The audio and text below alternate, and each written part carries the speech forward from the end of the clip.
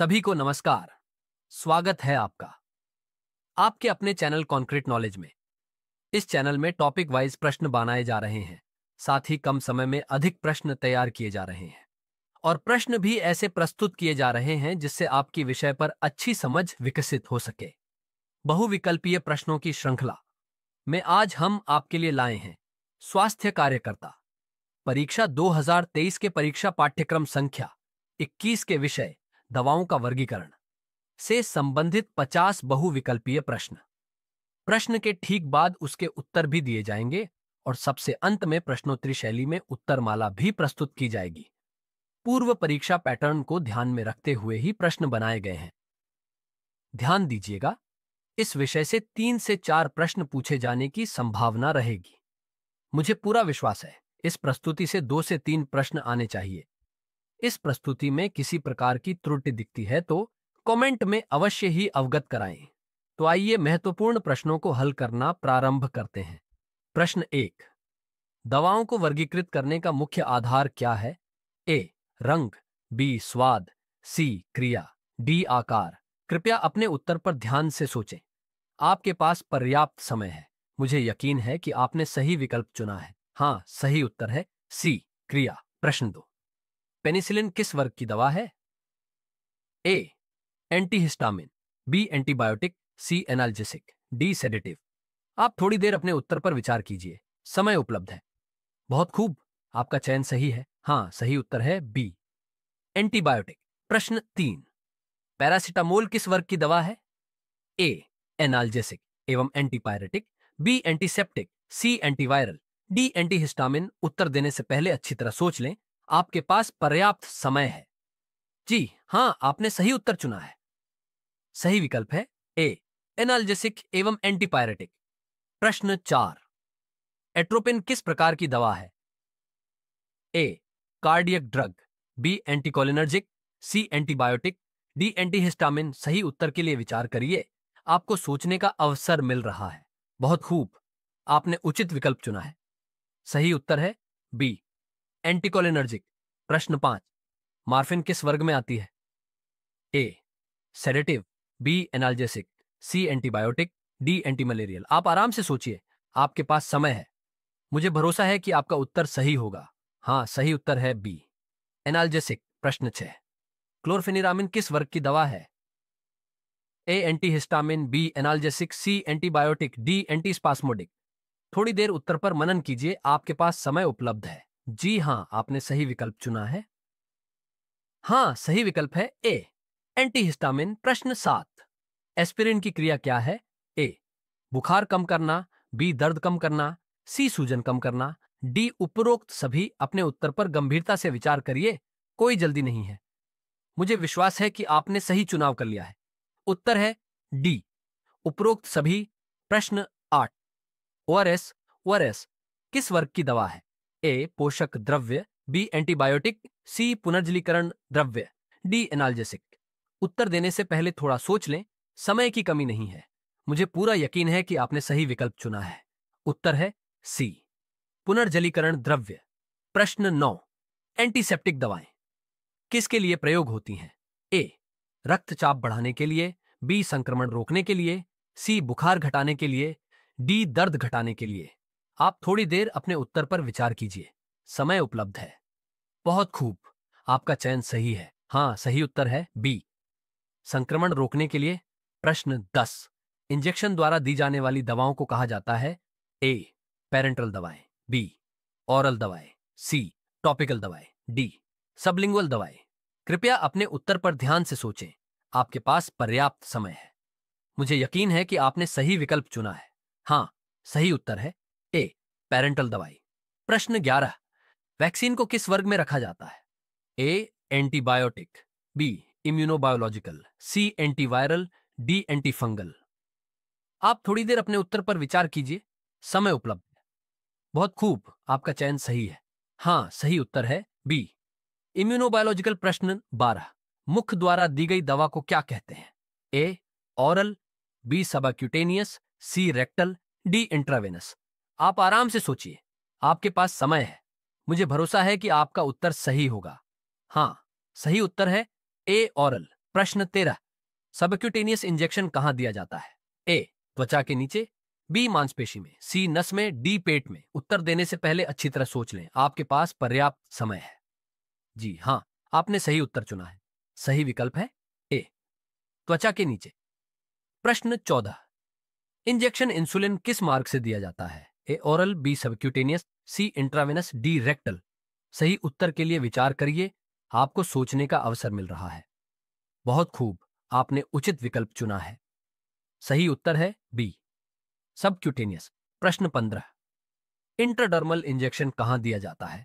ए, त्वचा की सतह पर, बी, त्वचा के अंदर, सी, मांसपेशी में, डी, नस में।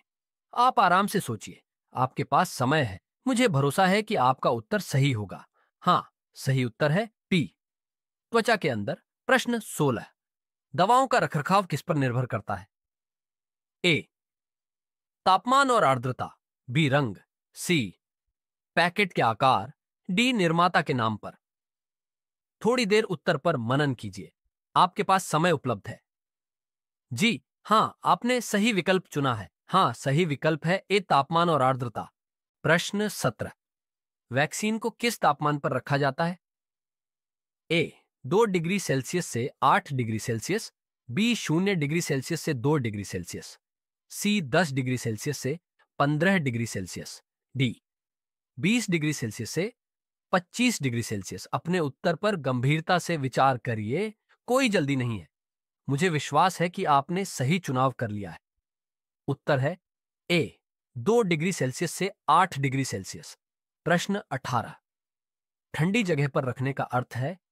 ए, कमरे के तापमान पर, बी, 2 डिग्री सेल्सियस से 8 डिग्री सेल्सियस तापमान पर, सी, धूप में, डी, फ्रीजर में। आप थोड़ी देर अपने उत्तर पर विचार कीजिए, समय उपलब्ध है। बहुत खूब, आपका चयन सही है। हां, सही उत्तर है बी, 2 डिग्री सेल्सियस से 8 डिग्री सेल्सियस तापमान पर।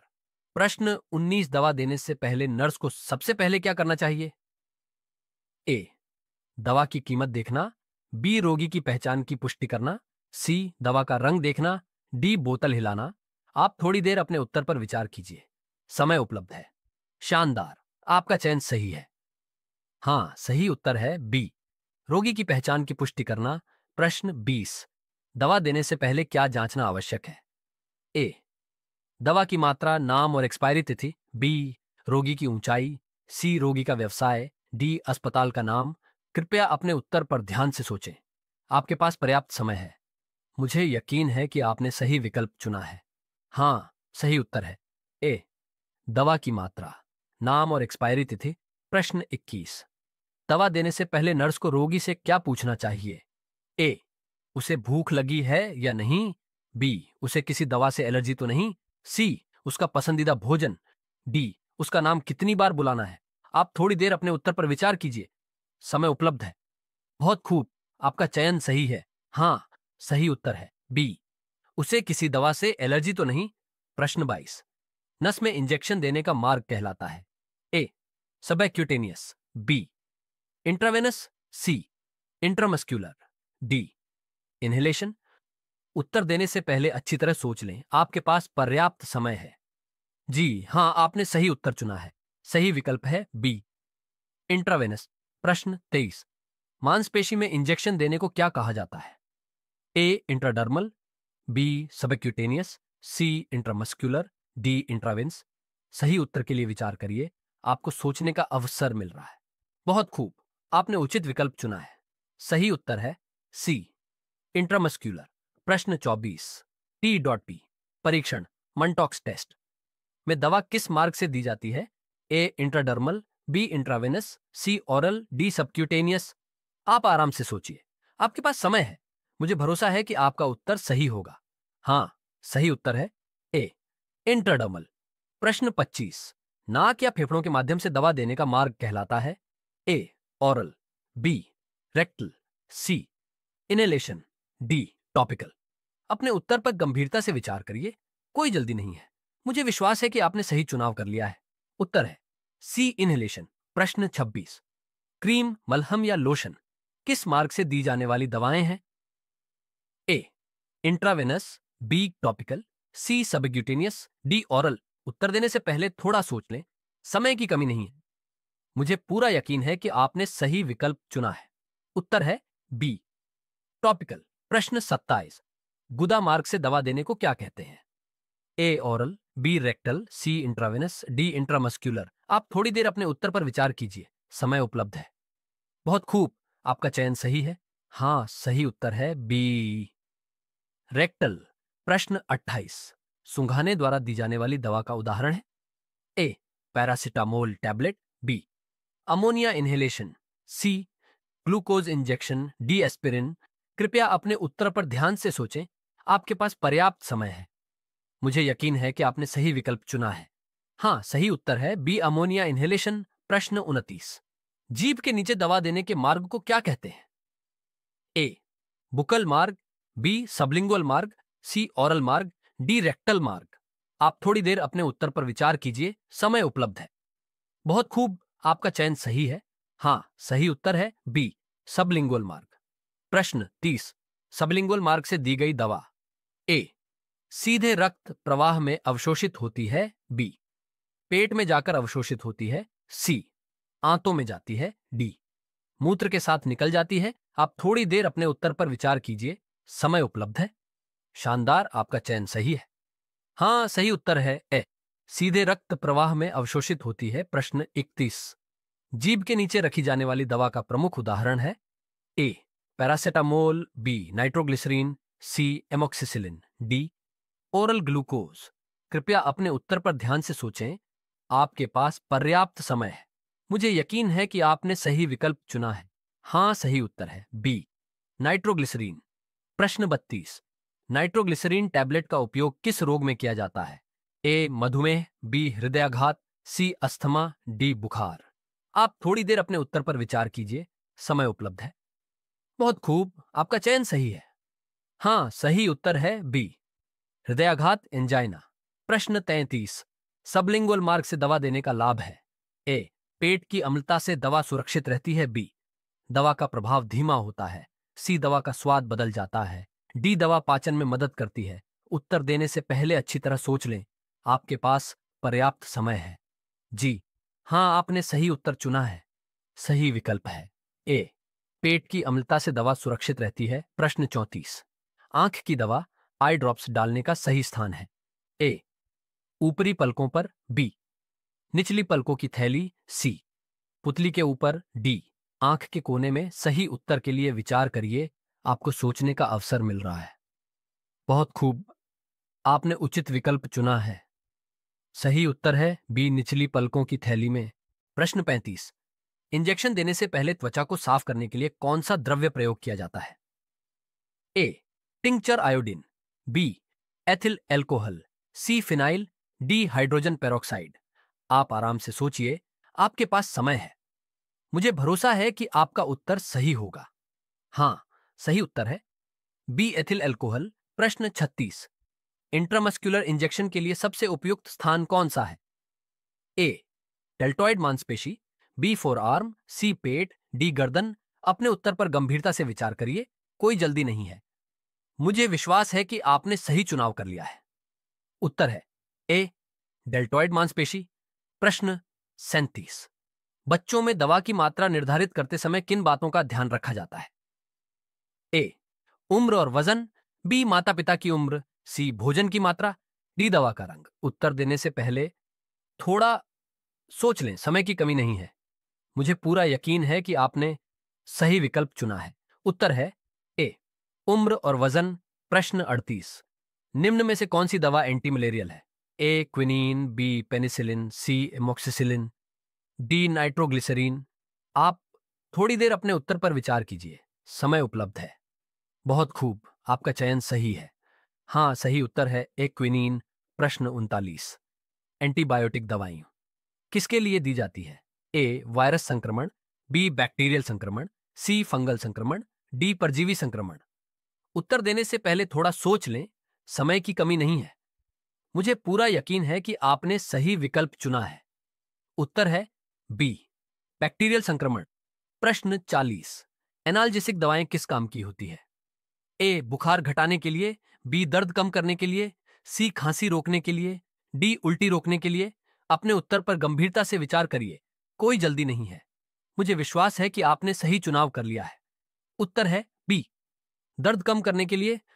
प्रश्न 41, एंटीपायरेटिक दवाओं का कार्य है ए, रक्तचाप बढ़ाना, बी, शरीर का ताप घटाना, सी, नींद लाना, डी, संक्रमण बढ़ाना।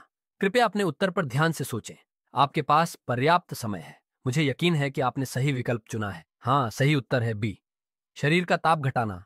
प्रश्न 42, सेडेटिव दवाएं क्या करती हैं? ए, दर्द बढ़ाती हैं, बी, नींद लाती हैं, सी, भूख बढ़ाती हैं, डी, उल्टी कराती हैं। आप थोड़ी देर अपने उत्तर पर विचार कीजिए, समय उपलब्ध है। बहुत खूब, आपका चयन सही है। हाँ, सही उत्तर है बी, नींद लाती हैं। प्रश्न 43, एंटी एलर्जिक दवा कौन सी है? ए, सिट्रिजिन, बी, एमोक्सिसिलिन, सी, मेट्रोनिडाजोल, डी, क्लोरोक्विन। उत्तर देने से पहले अच्छी तरह सोच लें, आपके पास पर्याप्त समय है। जी हाँ, आपने सही उत्तर चुना है। सही विकल्प है ए, सिट्रिजिन। प्रश्न 44, एंटासिड दवाएं किसके लिए दी जाती है? ए, एसिडिटी कम करने के लिए, बी, नींद बढ़ाने के लिए, सी, दर्द बढ़ाने के लिए, डी, भूख बढ़ाने के लिए। सही उत्तर के लिए विचार करिए, आपको सोचने का अवसर मिल रहा है। बहुत खूब, आपने उचित विकल्प चुना है। सही उत्तर है ए, एसिडिटी कम करने के लिए। प्रश्न 45, आंख में दवा डालने को क्या कहा जाता है? ए, इंट्राडर्मल, बी, ऑक्यूलर इंस्टिलेशन, सी, रेक्टल, डी, ओरल। आप आराम से सोचिए, आपके पास समय है। मुझे भरोसा है कि आपका उत्तर सही होगा। हाँ, सही उत्तर है बी, ऑक्यूलर इंस्टिलेशन। प्रश्न 46, कान में दवा डालने को क्या कहा जाता है? ए, ऑटिक इंस्टिलेशन, बी, रेक्टल, सी, ओरल, डी, नेजल। आप आराम से सोचिए, आपके पास समय है। मुझे भरोसा है कि आपका उत्तर सही होगा। हाँ, सही उत्तर है ए, ऑटिक इंस्टिलेशन। प्रश्न 47, नाक के माध्यम से दवा देने को कहते हैं? ए, ऑक्यूलर, बी, नेजल, सी, रेक्टल, डी, सबक्यूटेनियस। सही उत्तर के लिए विचार करिए, आपको सोचने का अवसर मिल रहा है। बहुत खूब, आपने उचित विकल्प चुना है। सही उत्तर है बी, नेजल। प्रश्न 48, दवा देने के 5 राइट्स नियम में क्या क्या आता है? ए, सही दवा, सही रोगी, सही मात्रा, सही समय, सही मार्ग, बी, सही रोगी, सही डॉक्टर, सही समय, सही कपड़े, सही कीमत, सी, सही मार्ग, सही नाम, सही वार्ड, सही कीमत, सही रंग, डी, सही वार्ड, सही समय, सही रोग, सही व्यक्ति, सही डॉक्टर। उत्तर देने से पहले अच्छी तरह सोच लें, आपके पास पर्याप्त समय है। जी हाँ, आपने सही उत्तर चुना है। सही विकल्प है ए, सही दवा, सही रोगी, सही मात्रा, सही समय, सही मार्ग। प्रश्न 49, दवा देने के 5 राइट्स नियम का सही क्रम क्या है? ए, सही दवा, सही रोगी, सही मात्रा, सही समय, सही मार्ग, बी, सही रोगी, सही दवा, सही मात्रा, सही समय, सही मार्ग, सी, सही मार्ग, सही नाम, सही वार्ड, सही कीमत, सही रंग, डी, सही वार्ड, सही समय, सही रोग, सही व्यक्ति, सही डॉक्टर। आप थोड़ी देर अपने उत्तर पर विचार कीजिए, समय उपलब्ध है। बहुत खूब, आपका चयन सही है। हाँ, सही उत्तर है बी, सही रोगी, सही दवा, सही मात्रा, सही समय, सही मार्ग। प्रश्न 50, औषधि देने से पहले कितनी बार इसकी जांच की जानी चाहिए? ए, 1 बार, बी, 2 बार, सी, 3 बार, डी, 4 बार। उत्तर देने से पहले अच्छी तरह सोच लें, आपके पास पर्याप्त समय है। जी हाँ, आपने सही उत्तर चुना है। सही विकल्प है सी, 3 बार। दोस्तों, आशा करता हूं आपने ज्यादातर सवालों के सही उत्तर दिए होंगे। यदि आप यह प्रस्तुति 2 से 3 बार देखेंगे तो आप निश्चित रूप से संबंधित विषय पर समझ विकसित कर लेंगे, जो आपके लिए अत्यंत लाभकारी होगा। चैनल की अन्य प्रस्तुति में स्वास्थ्य कार्यकर्ता परीक्षा 2023 के लिए दिए गए पाठ्यक्रम के अन्य विषयों पर भी महत्वपूर्ण प्रश्न बनाए गए हैं, जो परीक्षा की दृष्टि से अत्यंत महत्वपूर्ण है। अतः उन्हें भी जरूर देखें। अगर यह वीडियो आपके लिए उपयोगी रहा हो तो इसे लाइक करें, शेयर करें और मेरे चैनल कॉन्क्रीट नॉलेज को सब्सक्राइब करना न भूलें। धन्यवाद।